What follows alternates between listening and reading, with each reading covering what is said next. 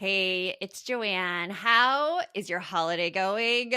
We hope that it's going fantastic. We have a special encore episode for you of the No Guilt Mom podcast. In fact, it's probably something you might need right now. It is the 5 ways to keep calm when your kids are pushing your buttons, right? Am I right about that? I mean, when everybody's in the house, it is bound to happen. So listen really closely in this episode because we're going to give you a bit of a mindset shift on what your kids may need and how you may be able to prevent the button pushing in the first place. It is going to be super action oriented. You're going to love it. And now on with the show. Welcome to the No Guilt Mom podcast. I am your host, Joanne Crone, joined here by my co-host, Bree Tucker. Why, hello, Bray. How are you? It's not a good morning. It's funny because the episode that we're talking about today, Do Your Kids Push Your Buttons, is so fitting because this morning, I've determined is not a day that I should be interacting with humans, with other human beings, because it is admittedly the day before my period. I get ragey and I could feel it. I could feel the times where I just don't have as much patience as I usually do. I just want to scream a lot. I feel like I'm rushing around everywhere. It just feels like an animated sense of being. Do you know what I mean? Yeah. Oh, yeah. Those days where you just feel like this, it's almost like you don't entirely have control over your emotions. Yeah. Well, I try to book my brow wax appointments right after I drop my son off at school because I feel like that's the best use of time. Drop him off, already out of the house, go get my wax. Well, I drop him off at 8:20. The wax is at 8:45. I'm like, Target's in the same plaza. I'm going to do a Target run and get toilet paper before my wax. So I go into Target and I'm pushing my cart and everybody is pissing me off. I'm like, it's one of those things where it's like, why are you going so slow? And then I'm thinking this one little sweet lady stands in the middle and then decides to go somewhere else. And I'm like, you're just here to mess with me. And then there's at the end of the aisle, a woman is pushing one of those gigantic stroller carts, the ones with 2 seats for kids in the front that are very hard to maneuver. She stops right in front of the end of the aisle. So I cannot get out of the aisle and I'm rushing, trying to make my appointment. And I just wanted to be like, get out of the way. And so I'm like, this is not a day I should be around humans today. That's some really good self-awareness. And you know me, I'm going to tell you I could relate to 100% to all of that. I have that. I'm driving all the time and I'll be like, they're just trying to piss me off. This car is going so slow. And this other random car pulled up and now I'm blocked in and I can't go anywhere and it's all their fault. Yeah. And usually I would use some choice swear words, but for everybody who's listening and has kids in the car, I am not. But know that there are swear words in my mind as I am thinking those things. But yeah, I mean, we just get into those states where we think other people are pushing our buttons, or I think of it like karma is just there to mess with me today. I have to be places and karma's like, nope, you're not going as fast as you're going to go. Forget you. Karma's like, I have another plan for you, and completely different plan. So. Yeah, exactly. Yeah. So today's episode is really great because I know as parents that we a lot of the times think that our kids are intentionally pushing our buttons. And what happens when we think they're intentionally pushing our buttons? Do we get calmer? No. We are much more likely to just blow like me in Target when somebody blocks the end of the aisle. And like me, a lot of the time. A lot of the time. Take your pick. Last week, do you remember me telling you about my son's birthday and me trying to order pizza on several different days and the cupcakes? Yeah. The world was out to get me. It never mattered what I did. It was fun. And then the creme de la creme was the end of the week when he had his road test. We wait at the DMV in line, get all the way to the front finally, and they're like, "Oh, you scheduled this a day early. He can't get his test until tomorrow." And we're closed on the weekend. So see you next week. I was about ready to cry. I was so... I'm like, mother! Oh, yeah. I think it was a good thing that my kids got to go off with their dad after that because I was in no mood. No mood. Thank you very much. Yeah. So if you have those feelings a lot with your kids, you're going to really enjoy this episode. And now on with the show.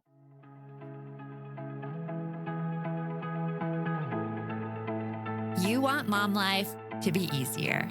That's our goal too. Our mission is to raise more self-sufficient and independent kids, and we're going to have fun doing it. We're going to help you delegate and step back. Each episode will tackle strategies for positive discipline, making our kids more responsible and making our lives better in the process. Welcome to the No Guilt Mom Podcast.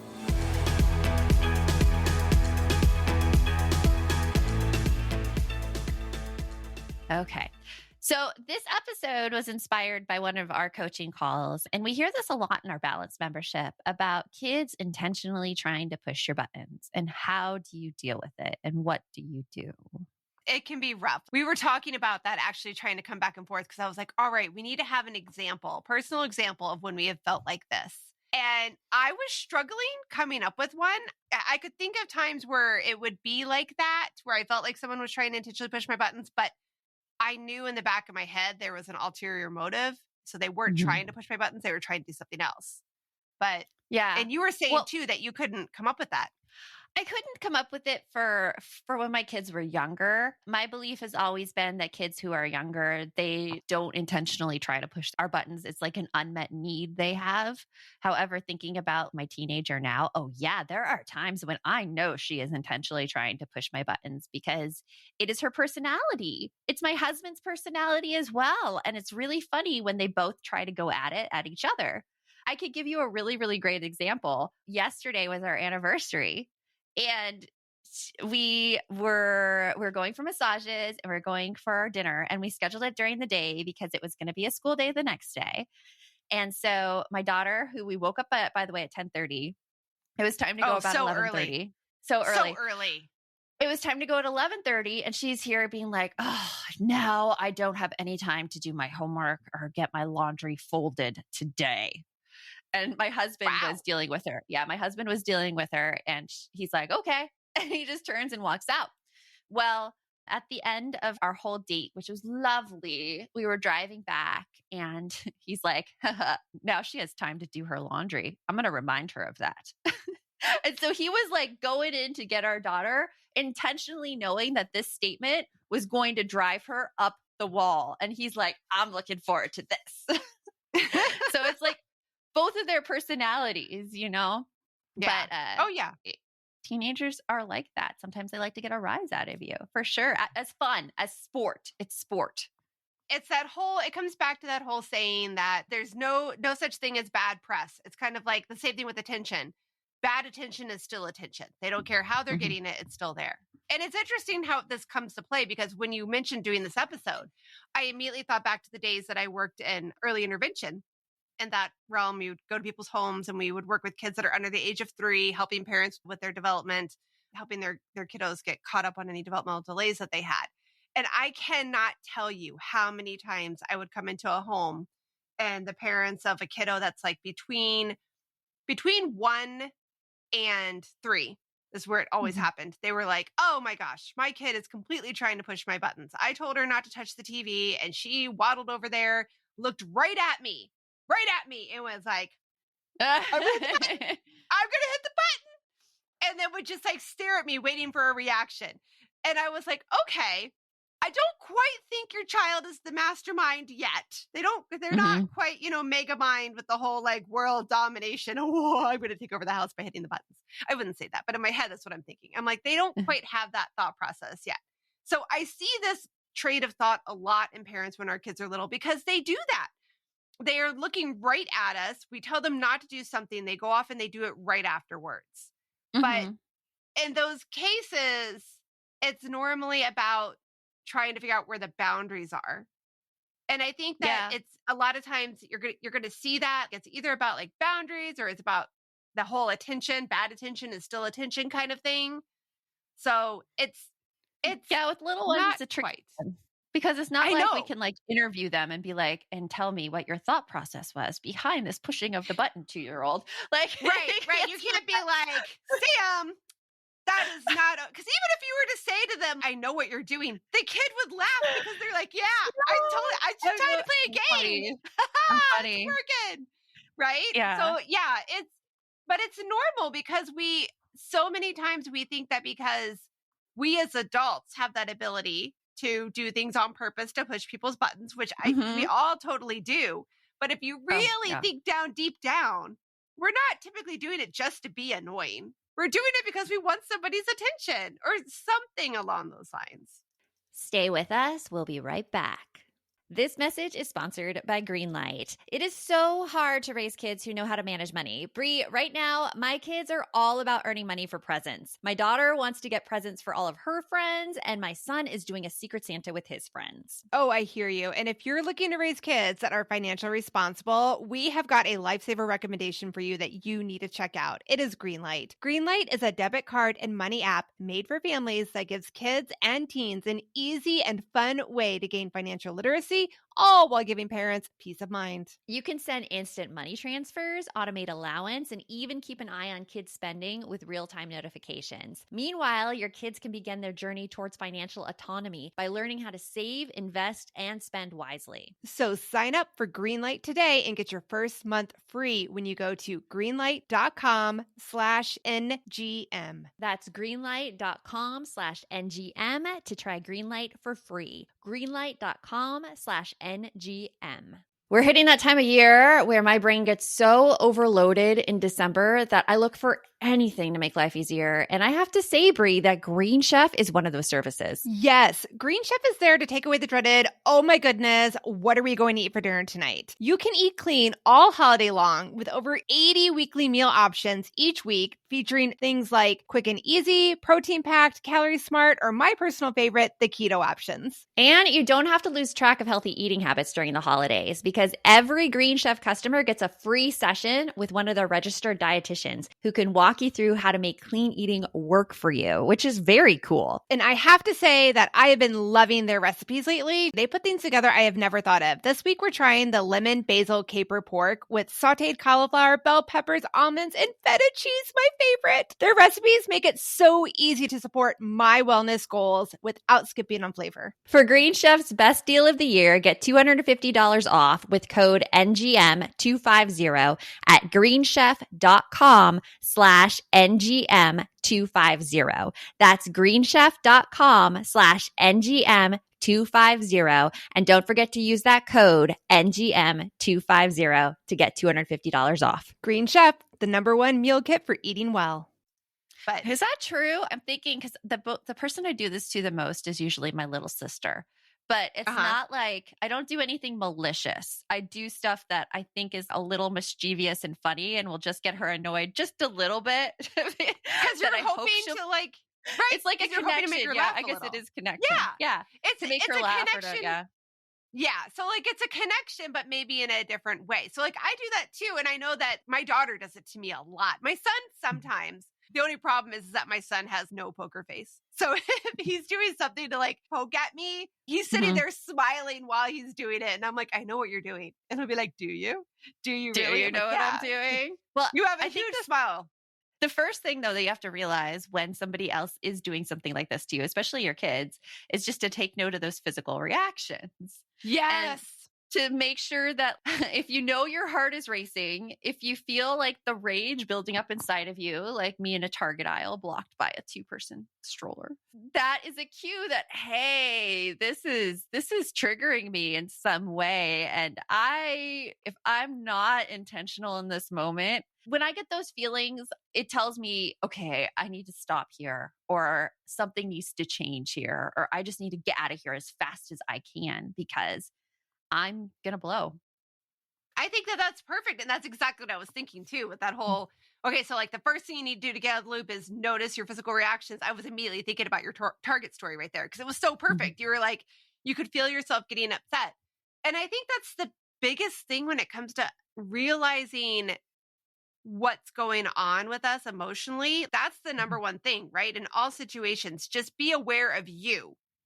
And how you're feeling. That's the foundation right there of figuring out how to work through any emotional situation, is knowing what's going on with me. Yeah, Am I getting angry? Am I getting sad? Am I getting hurt? Understanding those reactions is the first step to anything, to being able to move forward. It's so hard if you're not used to honoring your reactions and honoring your body feelings. It's really easy to just be like, oh, I should just deal with this, or I need to just hang on a bit longer. And then you get to this point where you just can't control it anymore and you yell.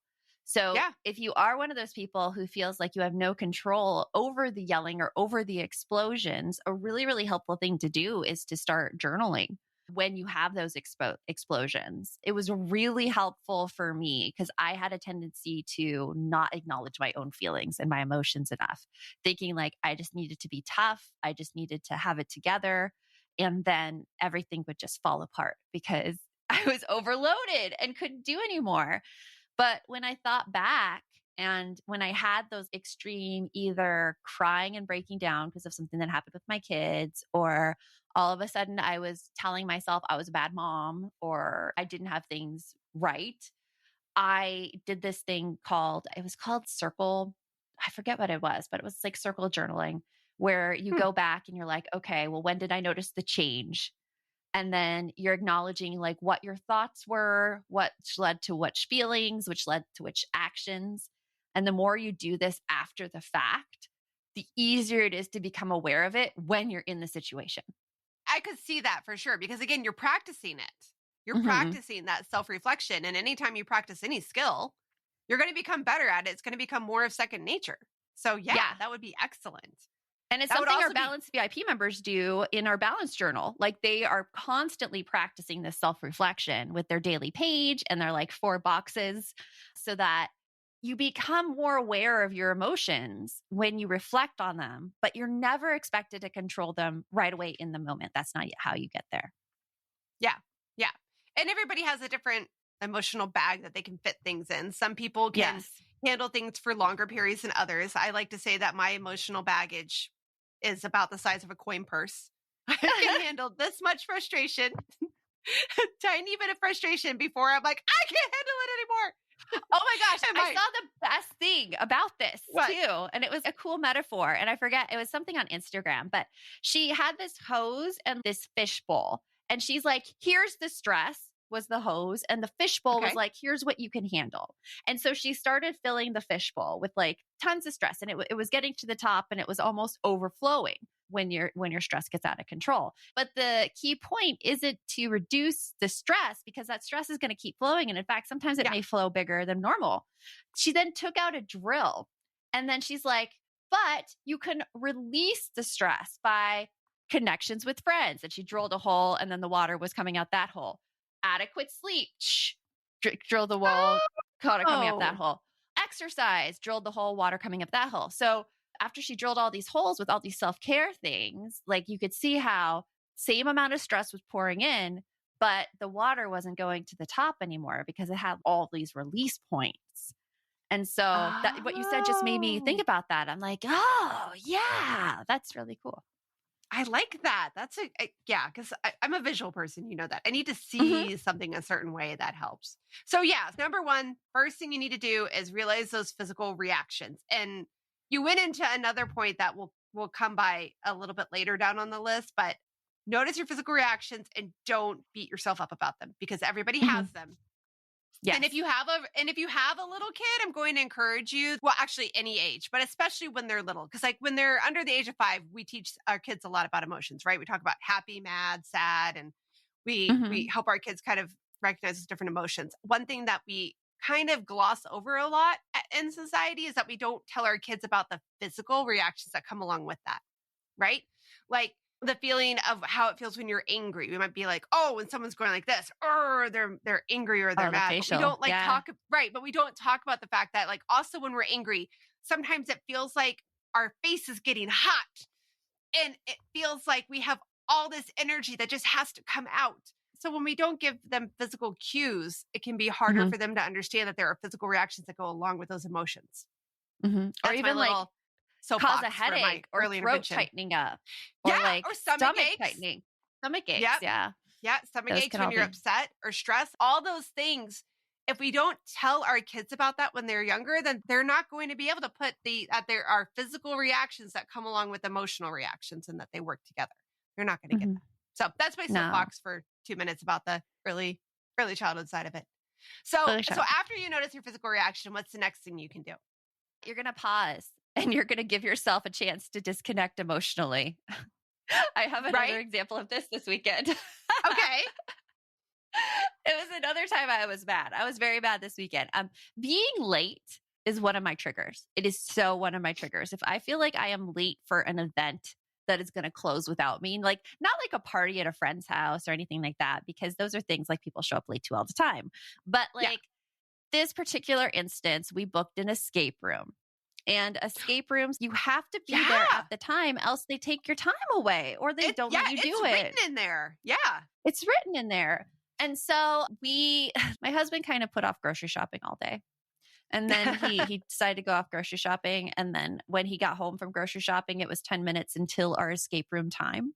And it takes us like 15 minutes to even get to the escape room. So I felt it inside. I was raging. Oh, yeah. I was like, I spent the entire 15-minute drive, like hands in my lap, like closing my eyes so I couldn't look at the clock and just like deep breathing, because I'm like, okay, this is going to be a reaction where if I react right now, it is going to potentially ruin this really fun time we have with each other. And I can talk with him about this when I am in a calm state. I just want to get there. Right. And we got there. They called us on the way there and they said, yeah, we have to take off a little time. I'm like, okay. And we ended up passing the room anyways, which is very important to me to pass an escape room. I know, right? Yeah. I've only done one escape room with you, but yes, that was very clear that you have to pass. Yes.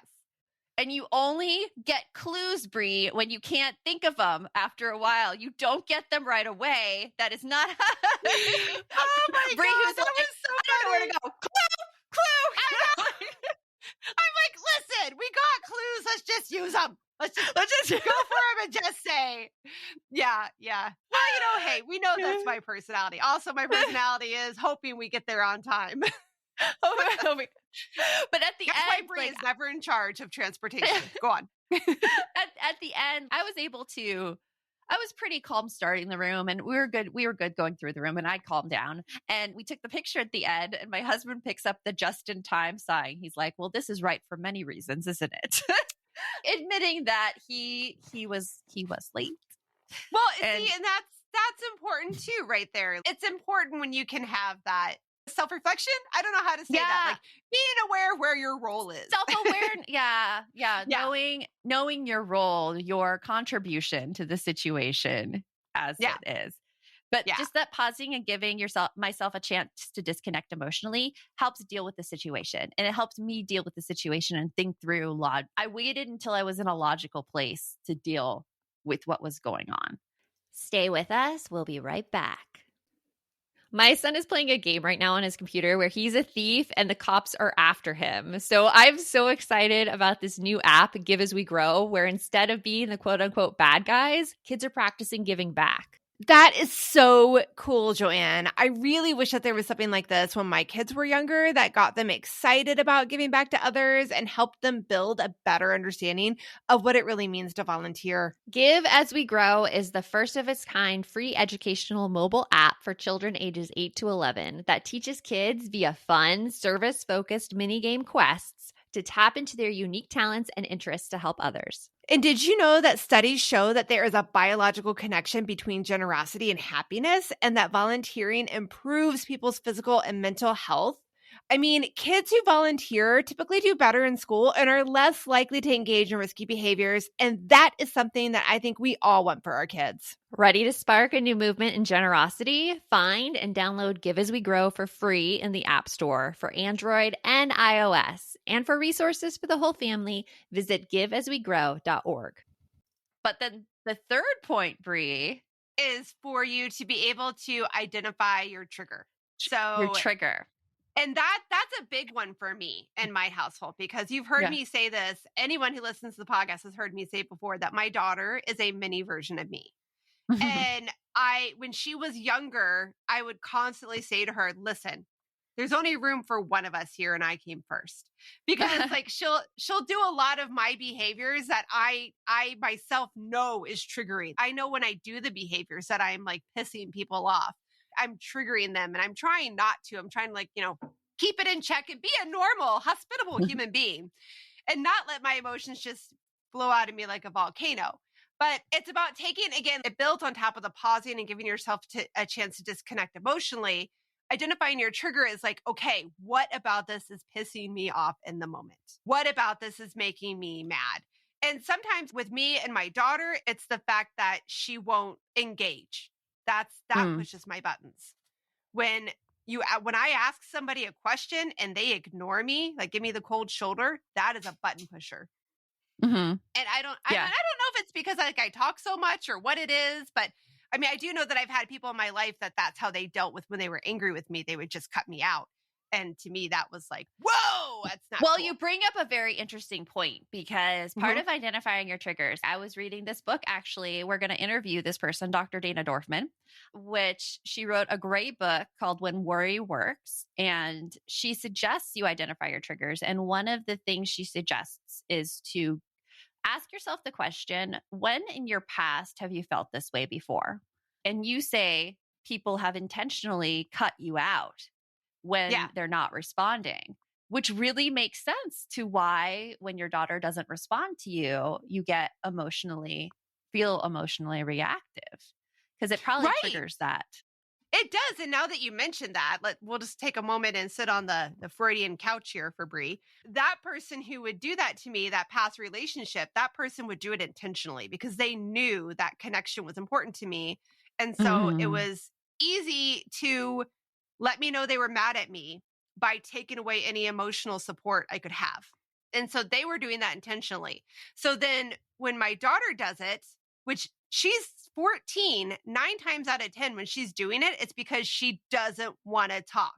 I wish that she wanted to talk about her feelings and work through things that way, but that's not how she works.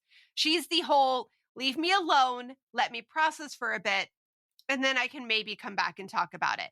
And me, I push to have us talk about it because that makes me feel better. So it's your anxiety. Yeah. It is. So then like when she does that thing where she won't talk to me, it triggers me because I'm like, oh my gosh, she's doing it. It's exactly what we're talking about here. She's trying to push my buttons. She's doing it intentionally to cut me out and to be mean to me. Yeah. No, she's not. No, I need to realize that is my trigger, not hers. Yeah. And if I were to even say to her, it makes me feel like you're doing this on purpose to be mean to me, she'll point blank be like real quick of like, no, I'm not. I just want you to leave me alone for a few minutes and then I'll talk to you.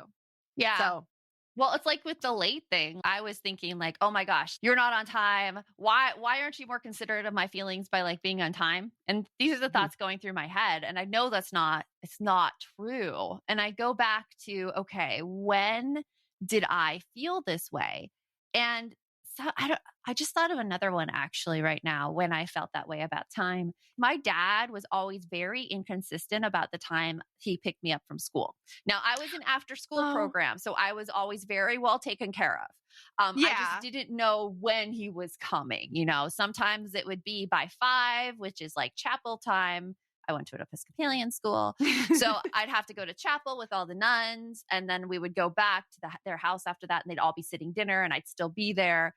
And so it was just very inconsistent. And I would worry something happened to him. And I would be like, why aren't you here on time? So, I mean, that could have been it. Now, my dad he was stuck in work and it was all fine. But yeah, it's like my trigger. But no, it's the one funny you say that though. Real quick, I was going to say my kids, now that you say that, they would tell me that all the time, that they were only in childcare after school for 2 years, but they would constantly bring that point up to me and I couldn't understand it. But it was like a worry. It was like, what happened? What happened with my parent? Where is he? I know my son gets those worries with me now, which is why he loves having a phone and Life 360 because he can constantly see where I am and when I'm coming. And so he manages his anxiety that way. But another time we were late, I was 20 years old and it wasn't our fault. It was a flight and there was a big microburst in Phoenix and we were flying up from Tucson to Phoenix and then Phoenix to Vancouver to get a cruise the same day. And the flight was late coming out of Tucson because of the microburst the previous night. And we were at the door of the plane going to Vancouver with all of our luggage on it, by the way. Our luggage made it. And they shut the door on you? No. Yeah, you can't get on. And the crew, it was like 10 a.m. in the morning. Cruise left the dock at 5 p.m. that night. And My parents had no idea what to do. I was the one who took charge. I went to the airline desk. I found us new flights. I helped, I got people How old on, were you? get us 20. I was 20. Oh yeah, you said 20. Okay. Yeah. I found us new flights. I got everything, and we were the last people on the ship. They pulled up the gangway when we got on, and we didn't have clothes for like 2 days. But my dad got insurance and we got to spend money in the gift shop. So that was great. But I think being late in terms of that situation, I'm like, oh my gosh, if we're late, this is going to be like so much work and so much stress. And da, da, da, da, da. Okay, that right there is traumatizing. I'm sorry. That stays with you for life. I mean, here we are talking about it 20 plus years later. Like that sticks with you, something like that. When we went on our cruise, that's why I was so insistent. I'm like, we are not flying the day of our cruise. We are coming in early. There is like no way. Too. So as someone who is constantly late, I know I need that buffer. So I'm like, whenever anybody suggests being somewhere early, you notice the only time I argue is if I'm expected to be up before the sun. And I only argue because I know I physically move slower before the sun is up. That's why I hate Phoenix in the summer because I can't stand the heat, but I love the sunlight. It makes things so much easier for me. But I'm realizing I'm going off on a tangent. It's all good. Yeah. Because the next point is once you know your trigger, you can give yourself some self-compassion. And I know. It's like, okay, this has happened to you. It's okay. It's okay. And it helps calm you down in the moment instead of putting that blame with your child or with somebody else you're relating to. It's really the situation you're going through, and you can take some self-care and some self-compassion in that moment. Well, and you said that earlier, we were talking about the physical reactions, and you said it doesn't make you a bad person because you're getting mad and frustrated. And I think a lot of times we immediately go there, right? A lot of times we try to deny that we're mad. We try to deny that we're frustrated because in our brain, that little, we're in our balance thing recently, you were talking about that inner voice, your Bob. Yeah. Your whatever Bob. it is. Name right? your inner voice. It's called Bob. Yeah. It's like, what is Bob doing today? Karen. Mine's definitely Karen. Karen's a good one. Yeah. But what that does, it tells us, if you're mad that this is happening, you're a bad person. You're a bad mom. Yeah. How dare you be upset with your kids? You should feel grateful that you have these kids and that you're able to have this life. Why are you mad? Yeah, that's the voice. Yeah. That's the voice that's that totally not a nice voice. It's not a nice voice. It's that overbearing, horrible person voice. That having emotions are normal. Yeah, exactly. And you can be mad. You can be frustrated at your kids' behaviors. 100%. You can be mad at them. But again, it's about what our reactions are, like what we actually do with those emotions that are the things that we're striving for. Yeah. So, it's so interesting because Dr. Kristen Neff, who I so want on the podcast, please come on the podcast. We're working on you, Kristen. We're coming for you, Dr. Neff. She wrote a great book called Self-Compassion, but she wrote a follow-up book called Fierce Self-Compassion. And what fierce self-compassion is recognizing that anger and using that anger as a force for action. So the thing is, though, if you're self-critical about your anger, if you're self-critical about being mad, that anger gets stomped down and you stay in the same place and you don't take any action to improve your situation, nor do you take action to improve the situation for others. But if you give yourself that self-compassion and that caring, you could use that anger to be like, okay, something needs to change here. This is my indication that something needs to change. And with that self-compassion, you're able to get to that logical place and you're able to think back and be like, what needs to change for me to be better in this situation, for me to feel better? Because we deserve to feel better. We shouldn't have to deal with the same thing over and over and over again. Nobody wants to be angry all the time. Nobody wants to be frustrated. Nobody wants to be holding back all those emotions inside of you. Nobody wants to be there. So nobody wants to be. She tells a great story in the book about this too. And it's actually about a director of a child center who was very inappropriate with his college staff. And because of the fierce self-compassion she gave herself, she was able to take action and get him removed, even though he was a close friend at the time. Oh, that sucks. It does being in that suck. position, the close friend part of it. It's a very good example of how, though, you could use anger to protect others and to make good in the world. So anger is not a bad thing. Okay. And then so what is the last thing that we can do to get out of this loop with our kids? Just try to connect with them.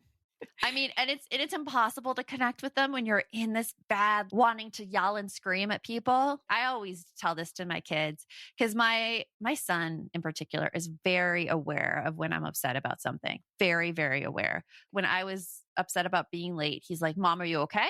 Mom, are you okay?" And I had to tell him, I'm like, "I'm just really angry. I don't like being late." And he left it at that. But if it was a situation where they were causing it, a lot of times I go to them and I'm like, "Hey, I just want to let you know that the reason I was angry, it's not really to do with you.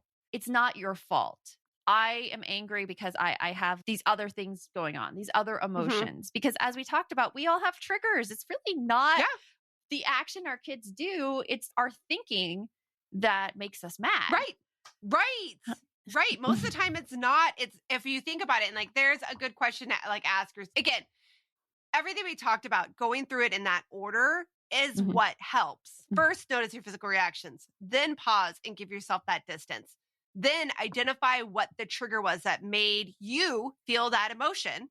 And Mhm. most of the time, once you get to that where you can identify the trigger, you can normally figure out that, oh, I'm not mad at them. I'm mad about this trigger for whatever reason that's happening. Yeah. Um, Yeah, the yeah. same situation can happen and different people will see it two very different ways based on their past Uh-huh. experiences and their thinking. Right. So like quick example, the whole DMV mix up on Friday that frustrated me so much because again, being divorced and having to get my kid's dad's schedule, get him there at the DMV, and we're all waiting there. My daughter had to come with us because we had to pick her up from school, blah, blah, blah. We get there, we go through the whole thing, and then the guy tells us that it's the wrong day. I was lividly angry. And Mhm. I could tell that I was stressing out my son. And the whole time I'm standing there, I'm like, "You're a terrible mom because you screwed up the date. You made everybody come here and they didn't have to be here. And now your son Mhm. is upset and he's disappointed that he didn't get his license, blah, blah, blah." All those voices. Karen was just having a feast with me that day. And then once it was all said and done, we left without his driving test. We did get it rescheduled. He went off with his dad. I was able to like calm down and be able to like text my son because he Mhm. prefers text. He's a don't call me kind of person. Yeah. So as I texted him, I'm like, "I just wanted to let you know, in no way was I upset with you while we were there. It was everything. I should have paid attention to the date earlier. I should have printed off some extra documents to have because other things popped up too that they were like, you don't have his birth certificate with you." And I'm like, "It didn't say to." So all these other things are what made me upset, had nothing to do with you. And I just want to let you know that I'm really proud of you and can't wait to see you on Tuesday when we take your driving test again or try it again. And that is what was important, was getting to that step. But I had to go through all those other steps first. I had to identify that I was upset. I had to disconnect. I had to figure out what the trigger was. Why was I really mad? And go through all of Mhm. that. Mhm. So, Yeah. and then I would and then also that's when you get to connect after that.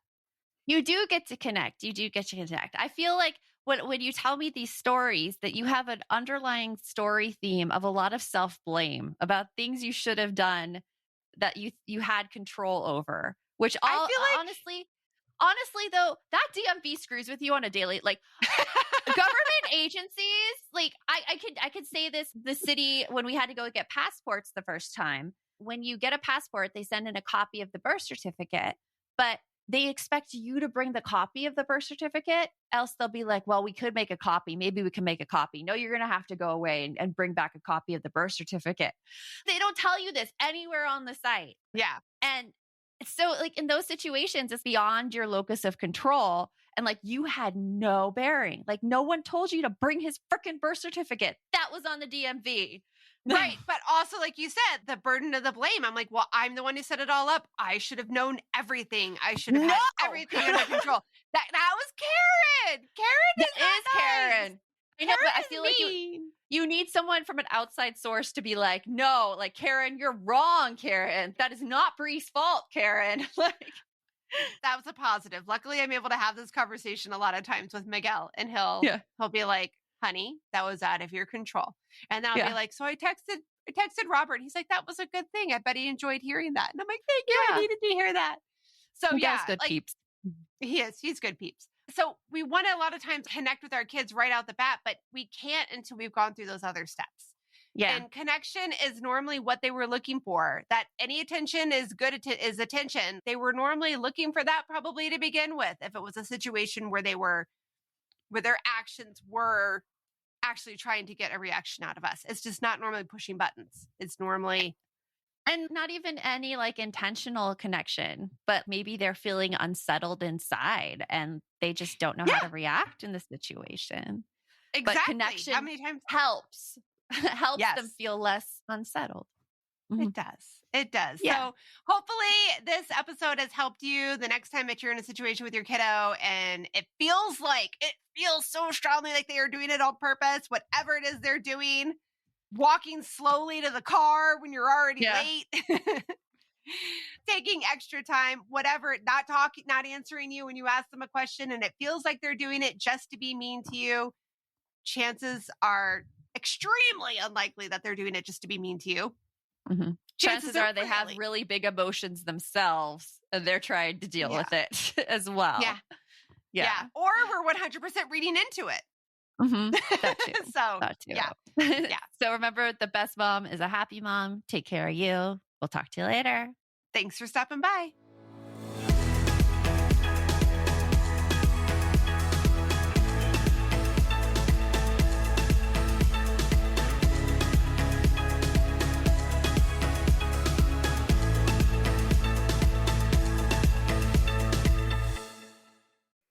Are you looking for something to listen to with your whole family? Then check out 6 Minutes, produced and created by Gen Z Media. With over 200 twisty, cliffhanger-filled episodes, 6 Minutes tells the story of 11-year-old Holiday who was pulled from the icy waters with no memory of who she is or where she came from. 3 years ago, Brinley Pasternak helped the Anders family uncover the truth about Holiday's past. Now she'll need them to help her find the truth about hers. In 6 Minutes Out of Time, the long-awaited sequel, Cyrus Anders is found unconscious near the mysterious Elixir Academy in Florida, and Brinley learns the school may have a shocking connection to her missing mother. Dive in now and get the most downloaded family audio adventure in history. Follow 6 Minutes wherever you get your podcasts. You can listen early and ad-free with the GZM family subscription.